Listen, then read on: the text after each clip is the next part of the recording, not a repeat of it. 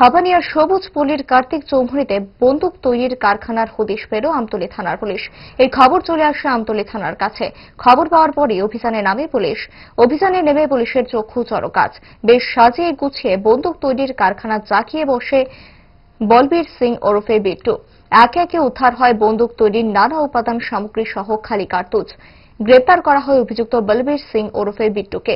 জানা গেছে, অভিযুক্তের বিরুদ্ধে অস্ত্র আইনে মামলা নথিভুক্ত করে নিয়েছে আমতলী থানার পুলিশ। প্রসঙ্গত, নিজের স্ত্রীর উপর গুলি চালানোর অভিযোগ রয়েছে গ্রেপ্তার হওয়া অভিযুক্তের বিরুদ্ধে।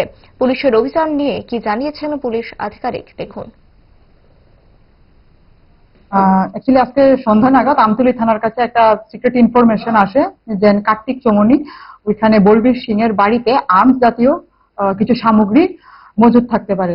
তো ইনফরমেশনটা পাওয়ার সঙ্গে সঙ্গে আমতলী থানা থেকে একটা team under the leadership of sub inspector Mrinal Pal ওই জায়গাতে ইমিডিয়েটলি ছুটে যায়। ছুটে ওই বলবীর সিং এর বাড়িতে ভালো করে সার্চ করে বলবীর সিং এর বাড়ি থেকে আমরা 7টা কার্ট্রিজ কেস প্লাস কিছু বুলেট জাতীয় আর কিছু ইকুইপমেন্ট যেগুলি দেখে লাগছে যে এগুলি দিয়ে আর্মস ম্যানুফ্যাকচারিং আইটেমস এর মতন লাগছে।